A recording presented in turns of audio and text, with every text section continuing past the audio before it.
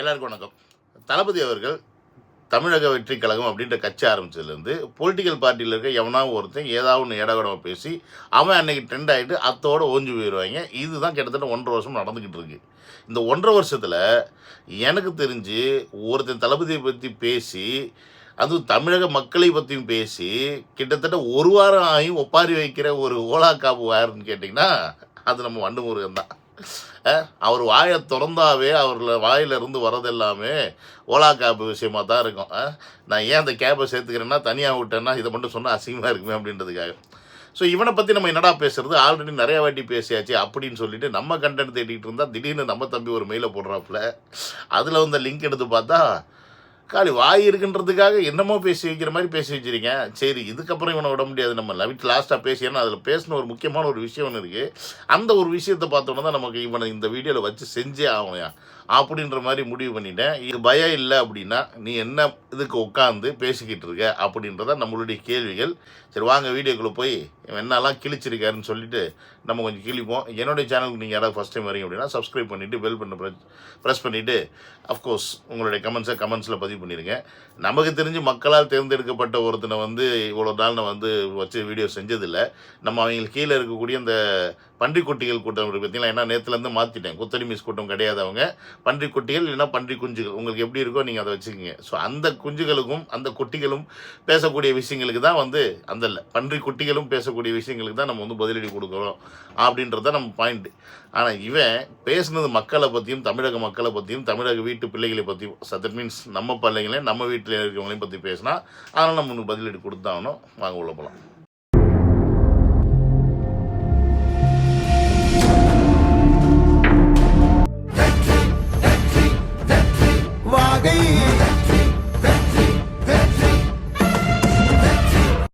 என்ன விஜய் என்ன பெரிய சூரப்புலியா? விஜய் என்ன பெரிய அகில உலக தலைவரா? இவர் பேர சொல்லி பேசினா அப்படி எங்க தமிழ்நாட்டில் நான் வாழ முடியாதா? Welcome to Vijay talk and welcome to another video. என்னது விஜய் பார்த்து பயப்படணுமாமா? ஆமாடா, பயந்து தாண்டா ஆகணும். விஜய் இல்லாமல் ஒன்றுமே நடக்காதா? அப்படி தாண்டா இருக்குது இன்றைக்கி தமிழக அரசியல். உங்கள் பாயிண்ட்டுக்கு நீங்கள் அப்படி தான் வந்து வேறு வழி இல்லை. நாங்கள் வந்து மக்கள் வந்து விஜய் பார்த்து ஆதரிக்கிறோம், சந்தோஷப்படுறோம். ஆனால் விஜய் பார்த்து அரல்றதும் மிரல்றதும் உங்களை மாதிரி கழுசின பார்ட்டி தான், பொலிட்டிக்கல் பார்ட்டி பீப்புள் தான்.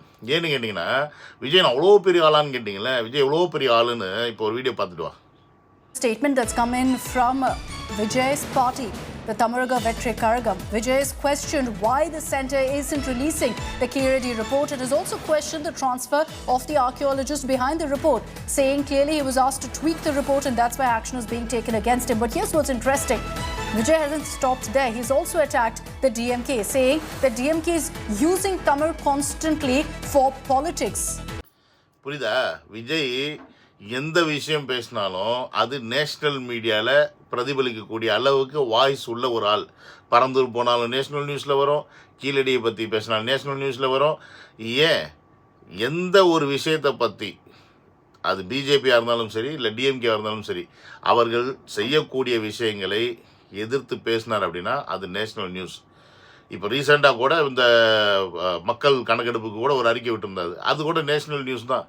ஆனால் நீ 45 வருஷமாக இந்த அரசியலில் புழுத்துறீங்கன்னு சொல்கிறீங்களே, சார் என்ன அப்படி கிழிச்சிங்க? உன்னோட ஏதாவது ஒரு நியூஸ் எடுத்து இந்த நேஷ்னல் மீடியாவில் பேசியிருக்காங்களா? முதல்ல உன் பேர் இந்த ஊரை விட்டு போனால் தெரியுமா? முதல்ல பன்ருட்டி விட்டு போனால் நீ யாருன்னு தெரியுமா? இல்லை உன் கட்சி பேர் தமிழ் மக்களும் எவனுக்காவது தெரியுமா? உன் கட்சியோட சின்னம் எவனுக்காவது தெரியுமா? இந்த மூஞ்சியை இப்போ ஓரளவுக்கு தெரியறதுக்கு காரணமே தளபதி அப்படின்ற ஒரு முகந்தாண்டா. அந்த நன்றி கூட இல்லாமல் இப்படி நாய் மாதிரி குலைச்சிக்கிட்டே தெரியுறீங்களே, நீங்களாம் என்ன ஜென்மண்டா? ஏதோ அவரை வச்சு பேசினா உன் மூஞ்சியை இப்போ இந்த அளவுக்கு பிரபலப்படுத்திக்கிட்ட, அதுக்கப்புறமும் திருப்பி நன்றி கட்டத்தனமாக பேசிக்கிட்டே உட்காந்துருக்க. அவர் தான் இன்டர்நேஷ்னல் ஃபிகரு, அவர் தான் வந்து நேஷ்னல் மீடியா ஃபிகரு. அவருக்கு மட்டும்தான் அந்த கரிஷ்மா இருக்குது. உங்களை மாதிரி ஆளுங்களுக்கெல்லாம் ஒரு இழவும் கிடையாது அப்படின்றத இது மூலியமாக புரிஞ்சுக்கணும்டா. கொடுத்த உடனே நம்ம முட்டா பையன், நான் நடிகனை குறை சொல்ல மாட்டேன், ஒரு வயசு பொண்ணு கூட்டு போறான், நாளைக்கு ஒரு 3 மாசம் கழிச்சு +2 முடிச்சு டிகிரி முடிச்சு போய் கல்லூரி பெண்களை கூட்டு போறான். அறிவு வேணாம் தமிழனுக்கு? எங்களுக்கு எதை வெட்டி எதை ஒட்டி எதோட கனெக்ட் பண்ணி பேச வைக்கணுன்றது எங்களுக்கு தெரியாது. நான் பேசியது என் ஆழ்ந்த மனதிலிருந்து உள்ளார்ந்த கருத்துக்கள். ஓ சார், சார் அப்படி வரீங்களா சார்? எப்படி எப்படி எப்படி நீங்கள் பேசுனது உங்கள் ஆழ்ந்த மனசுல இருந்து பேசுனீங்களா? அப்புறம் என்ன இருக்கு வந்து உட்காந்து மீடியாமல் ஒப்பாரி வச்சுக்கிட்டு இருக்கேன். ஆழ்ந்த மனசில் இருந்து பேசினேன்னா நான் பேசுனது கரெக்டு தான், அவ்வளோதான், என்னால் வேறு எதுவும் பண்ண முடியாதுன்னு சொல்லிவிட்டு வீராப்பா இருக்க வேண்டியதானே. எதுக்கு எல்லா சேனலும் வந்து ஒப்பாரி வச்சுக்கிட்டு இருக்க? மொதல் பேட்டி கொடுக்கும்போது வீராப்பு மயிரா வந்து ரவுடிசம் மாதிரி மிரட்டுற மாதிரி எல்லாருக்கும் தோரணையில் வீடியோ போட்டில. அதுக்கப்புறமா இன்னி வரைக்கும் ஏன் இப்படி ஒப்பாரி வைக்கிற? முதல்ல உன்னை இந்த டிஎம்கே கட்சிக்காரையும் மதிக்கிறாங்களா? சரி, அதெல்லாம் ஓடியா, இவ்வளோ பேசினேன்ல, நீ யாருக்காக பேசின? நீ என்ன பேசினாலும் உன் கட்சி பேரை வந்து பெருசாக பிரபலப்படுத்த முடியாது, அதை பற்றி எவனும் கவலைப்பட போனாங்க. அதே மாதிரி ஒரு சின்னத்தை வச்சு ஒன்றும் பண்ண முடியாது. நீ என்னதான் இருந்தாலும் கடைசியில் இந்த ஒத்த சீட்டுக்கு டிஎம்கே காலம், அதை அவங்க காலம் தான் போய் நக்கி ஆகணும். ஆனால் அவங்களே ஒன்று தூக்கிட்டாங்க அப்படின்ற மாதிரிலாம் கேள்விப்படுறேனையா. இப்போ யாருக்காக நீ பேசின? ஐயோ, நான் பேசினதெல்லாம் வீணாக போச்சே.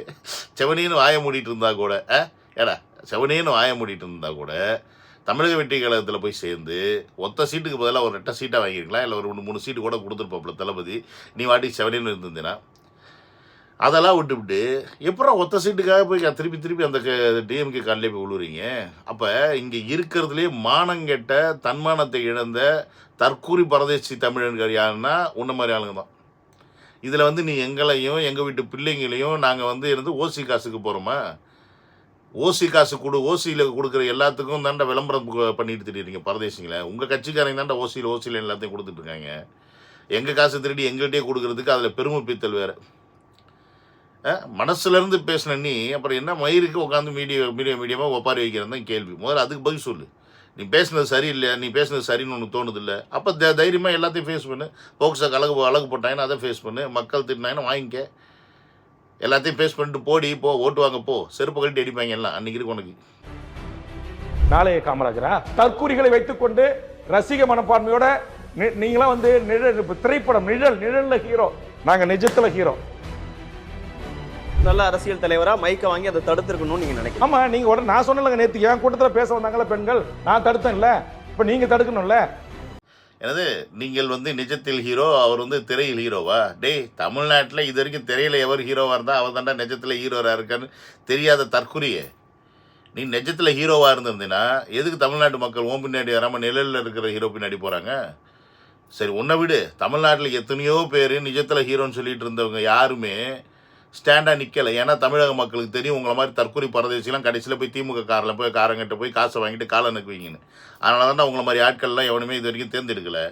உங்களை எடுத்து உங்களை தலைவனாக ஆக்கி உங்களுக்கு காலுக்கு நாங்கள் இருக்கிறதுக்கு பதிலாக கண்ட பரதேசிங்கில் இருந்துட்டு போயிடலான்னு எவ்வளோ பெட்டராக ஃபீல் பண்ணுறது தான் மேட்ருங்க. அதனால தான் வந்து இன்றைக்கி திராவிட கழகம்லாம் வந்து தமிழ்நாட்டில் வந்து ஆண்டுகிட்டு இருக்கு. புரியுதா? ஏன்னா உங்களை மாதிரி தற்கூரி பரதேசிங்க நீங்கள் என்ன பண்ணுவீங்க? காசு எங்கே கிடைக்குதோ அங்கே போய் காலை விரிச்சிடுவீங்க. நம்ம அப்படி கிடையாது.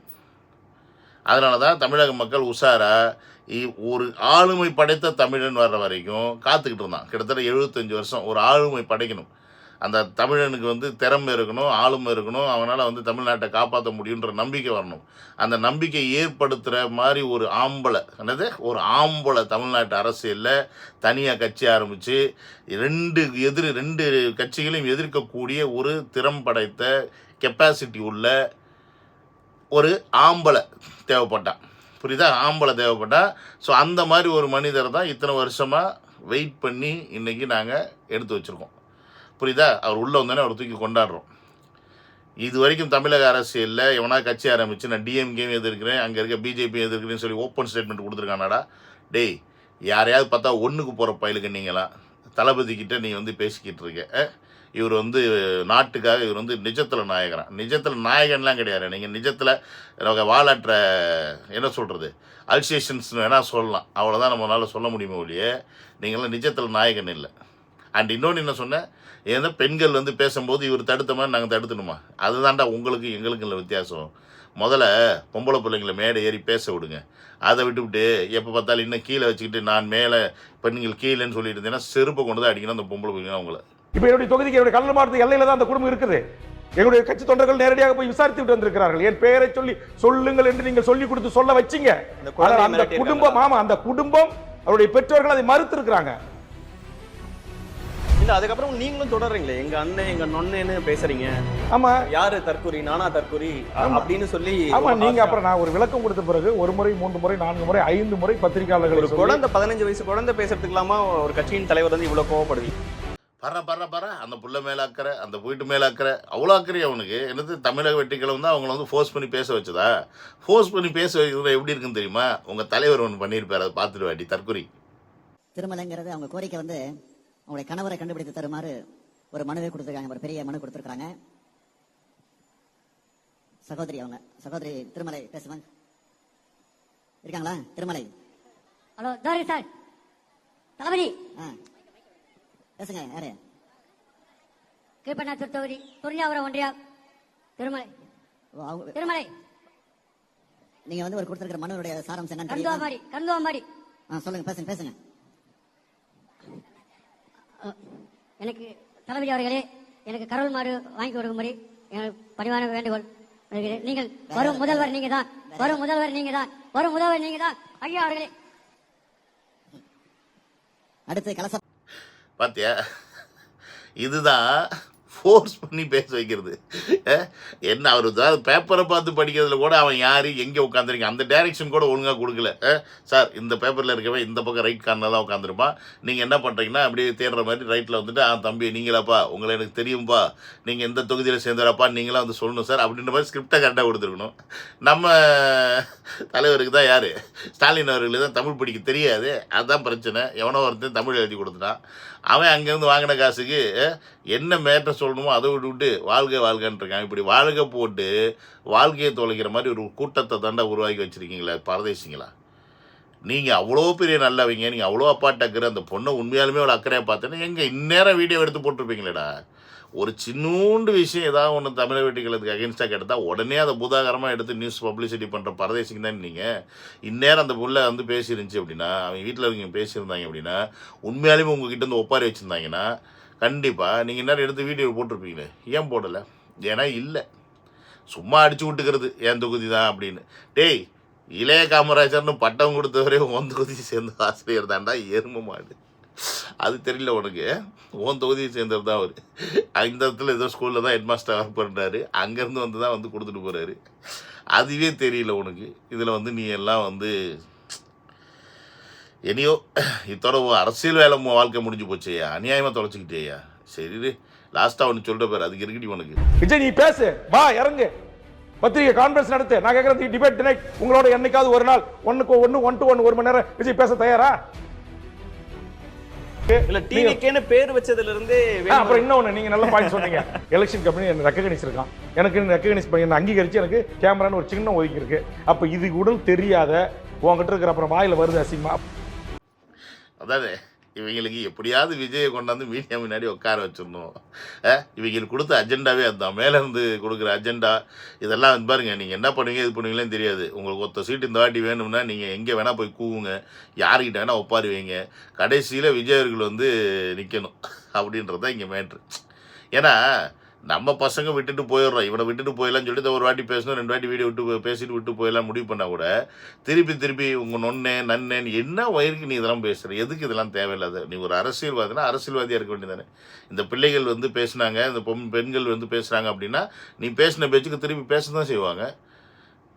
இதெல்லாம் அரசியல்வாதி சகஜம் தானே. 45 வருஷ வாழ்க்கையில் இதெல்லாம் நீ பார்த்தது இல்லையா? ஏன் யாரும் உன்னை செருப்பு கொண்டு அடிக்கலை? இல்லை, அதான் நீ பேசலை. இப்படி பேசியிருந்தேன்னா அடிச்சிருப்பாங்க. நீ பேசாமல் ஏதோ நீ மக்களுக்கு நல்லது பண்ணுறேன் அப்படி போராட்டம் பண்ணுறேன்ற பேரில் 4 பேரை கூப்பிட்டு போய் டோல்கேட்டை உடைக்கிறதோட வாழ்க்கை ஓட்டிகிட்டு இருந்தேன். தேவையில்லாமல் வாயை கொடுத்து இப்போ வண்டு முருகனை மாட்டி சிக்கிக்கிட்டேன். அதனால் வச்சு எல்லாம் கண்ணா பின்னான்னு செய்கிறாங்க. சரி, அதெல்லாம் இருக்கட்டும். லாஸ்ட்டாக ஒன்று கேட்டு என்னது, அதுதான் இந்த டிவிக்கு எனக்கு அது நினச்சா உங்களுக்கு சாருக்கு வாயில் வர்ற அளவுக்கு அவ்வளோ கோவம் வருதா? ஏன்னா டிவிக்கேன்னு அட்லீஸ்ட்டு தளபதி தமிழக வெற்றி கழகம்னு வச்சதுக்கப்புறம் தான் அட்லீஸ்ட் உன் கட்சி பேரை டிவிக்கேன்னு சொல்லும்போது 4 பேருக்கு தெரியுது. அது கூட தெரியாது. இப்போ டிவிக்கேனா சுத்தமாக ஒன்று யாருக்கும் தெரியாது. டிவிக்கேனா நீ தமிழக வெற்றி கழகம் தான். அதில் வேணால் நீ வருத்தப்படுறதுல ஒரு நியாயம் இருக்குது. பட் மேட்ரு என்னன்னு கேட்டீங்கன்னா, நீ வருத்தப்பட்ட மாதிரி தெரியல, ஆதங்கப்படுற கோவப்படுற வாயில் உங்களுக்கு கெட்ட வார்த்தை வருமோ உங்கள் கட்சி மேலேயும் உங்கள் கொடியின் மேலேயும் உங்கள் கட்சி சின்னத்து மேலேயும் அவ்வளோ அக்கறை மசூர் இருந்தால் 2021 தேர்தலில் என்ன மயிருக்கு உதயசூரியன் சின்னத்தில் நின்று போட்டி போட்டேன்? போய் சொல்லு. நீ போய் அலைன்ஸ் வச்சுக்க, ஆனால் உன் சின்னத்தில் நின்று போட்டிருக்க வேண்டியதானே. ஜெயிச்சிருப்பியா? ஜெயிக்க முடியாதுன்னு அவங்களுக்கே தெரியும், திமுகனுக்கே தெரியும். நீ உன் சின்னத்தில் என்னதான் நீ டிஎம்கே கூட அலையன்ஸில் இருந்தாலும் ஜெயிக்க முடியாதுன்னு தெரியும். அதனால தான் திமுகவுடைய சின்னத்தில் நீ நிற்கிற, அப்படி தானே? அப்போ உன் சின்னமே உன்னால் வந்து எலெக்ஷனில் நிற்கும்போது யூஸ் பண்ண முடியலன்னா நீ அப்புறம் என்ன மயிறு தலைவர்? அதான் இங்கே கேள்வி. 45 வருஷம் நீ அரசியலேருந்து நீ என்ன பிடுங்கின அப்படின்னு தான் நான் கேட்குறேன். நேற்று கட்சி ஆரம்பித்த ஒருத்தர் நான் 2 ஜாமான்களை எதுக்குறேன்னு சொல்லி தனியாக வர்றாரு, தனியாக நிற்கிறாரு. இப்போ வரைக்கும் தனியாக தான் நிற்கிறாரு, எந்த கூட்டணி அமையலை. அப்படியே கூட்டணி அமைஞ்சாலும் நான் ஏற்றுக்கிறேன்னு சொல்லியிருக்காரு. ஆனால் அவருடைய தலைமையில் எங்கே நீ சரியான ஒரு வேண்டாம் சரியான ஆம்பளையாக இருந்தேன்னா ஓன் தலைமையில் யாராவது ஒரே ஒருத்தனை எதாவது ஒரு சின்ன பார்ட்டியாக சுயேட்சை நிற்கிறவனா ஒருத்தனையாவது உன் கட்சியில் வந்து சேர வச்சிடறான், உங்க கூட அலையன்ஸ் பண்ண வச்சிரு. முடியுமா? முடியாதுல்ல. தமிழக வாழ்வுரிமை கட்சியை சேர்ந்து இல்லை அந்த கட்சியை ஏற்றுக்கிட்டு எவனாவது ஒருத்தன் சுயேட்சையாக இருந்து போடுவாங்க, போட்டி போடுவாங்க எல்லா இடத்துலையும் அங்கங்கே நின்றுக்கிட்டு. அந்த மாதிரி எவனாவது ஒருத்தனாவது வந்து உன்ட்ட சேருவான் நம்மள. ஏன்னா நீயே அல்லக்கை, நீயே இன்னொருத்தன்ட்ட போய் குடியிருக்கிற, நீயே அவன் காலில் விழுந்து கிடக்கிற. அப்படி இருக்கும்போது உன்னை நம்பி அவன் ஒருத்தன் வருவான். உன் சின்னத்தையே உனக்கு யூஸ் பண்ண உனக்கு வந்து இது இல்லை, தெம்பு இல்லை, திராணி இல்லை. நீ எல்லாம் வந்து கோவப்படுற, ஆதங்கப்படுற. பெருமைப்பட்டுக்க. அட்லீஸ்ட்டு டிவிக்குன்னு சொல்லும்போது நீயாவது கொஞ்சம் சந்தோஷப்பட்டுக்க, நம்ம கட்சி தான் சொல்கிறாங்களோ அப்படின்னு நினச்சி. ஆனால் அது இல்லைன்றது உனக்கு தெரியும், அந்த வருத்தம் புரியுது. பட் நீ புலம்புறனாலையோ நீ வந்து ஒப்பாரி வைக்கிறனாலையோ ஒன்றும் நடக்க போகிறது கிடையாது, ஒன்றும் மாற போகிறது கிடையாது. ஏன்னா நீ விட்ட வார்த்தைகள் எப்படி, நீ பேசிய பேச்சுக்கள் எப்படி, நீ பேசினது தமிழ் இனத்தையும் தமிழ் மக்களையும் தமிழ் பிள்ளைகளையும் என்னமோ இவங்க தான் வந்து கலாச்சார குருக்கள் மாதிரி. நீங்கள் யாரா நாங்கள் எப்படி இருக்கணும்னு சொல்கிறதுக்கு? நீங்கள் யார்? ஒவ்வொரு தமிழனுக்கும் தெரியும் அவன் எப்படி இருக்கணும்னு. எவனுக்கும் ஆர்டரும் போட முடியாது, எவனையும் மாற்றவும் முடியாது. அவனை மாதிரி தான் இருப்பான். நீங்கள் எப்படி இருக்கீங்க? உங்கள் இஷ்டமாக இருக்குது, நீங்கள் திமுக கூட தான் போய் கூட்டணி வைப்போம், நாங்கள் அவங்க காலை தான் நக்குவோம் அப்படின்னு இருக்கீங்கள. எங்கள் பேச்சை நீங்கள் கேட்குறீங்களா? வா வந்து தனியாக நில்லு, நாங்களாம் சொல்கிறோம், தமிழின மக்கள்லாம் சொல்கிறோம், வந்து தமிழர் கூட வந்து சேரு. தமிழன் கட்சி ஆரம்பிச்சிருக்கான்ல, அவங்க கூட வந்து சேருங்க. அதை விட்டுட்டு ஏன்டா தெலுங்குக்காரங்க காலில் போய் விழுந்து கிடக்குறீங்க, ஏங்களை கிடக்குறீங்க? அப்போ நீ தமிழினத்தை பற்றி நீ பேசுறியா? தருதலைங்களா? உங்களை மாதிரி ஆளுங்கள்லாம் இன்றைக்கி அடையாளப்படுத்துறதே யாருன்னு பார்த்தீங்கன்னா தமிழக வெற்றி கழகம் தான். இன்றைக்கி தளபதி அரசியலில் இறங்கினால தான் உன்ன மாதிரி தற்கொலைகள்லாம் இன்றைக்கி வெளியில் தெரியுறாங்க. இந்த மாதிரி தற்கொலையிலே நம்ம ஆதரித்தோம் அப்படின்றது மக்களும் இப்போ வந்து வெக்கி தலை உணிகிறாங்க. அதனால் 2026 கண்டிப்பாக உங்களுக்கெல்லாம் செருப்படி கன்ஃபார்ம் அப்படின்றதுல மாற்றுக்கிறதே கிடையாது. Okay, so wait and see. இன்னொரு 8-9 மாதம் தான் இருக்குது. வச்சு செய்வாங்க தமிழக மக்கள். வாங்கிக்கிட்டு அத்தோட வீட்டில் உட்காந்துக்கிட்டு பொண்டாட்டி பிள்ளையோட, அதுவும் கூட கிடையாது, போயிடுச்சு. தனியாக உட்காந்து என்ன பண்ணுவோம் பண்ணிக்கிறேன் அப்படின்றத சொல்லி இந்த வீடியோ முடிச்சுக்கிறேன். மக்களை நீங்களும் இந்த மாதிரி தற்கொலைகளை விட்டுறாதீங்க. ஓகே கைஸ், மறந்துடாதீங்க. விட்டுறாதீங்கன்றதை விட 2020 எலெக்ஷன் வரும்போது மறந்துடாதீங்க. இவங்க முகத்தெல்லாம் நல்லா ஞாபகம் வச்சுக்கிட்டு வரும்போது, எதுக்கு ஓட்டு கேட்டு வரும்போது சாணியை மூக்கி தலையில் கரைச்சி ஊற்றி அனுப்பிவிடுங்க. அதான் இவங்களுக்குலாம் அப்போ தான் புத்தி வரும். பை. இதை விட இந்த முடிவை முடிச்சுக்கிறேன். சரி, அவ்வளோதான். வேறு ஒன்றும் சொல்ல கிடையாது இவங்களை பற்றி. So see you on another video. Love you all. Take care. Bye.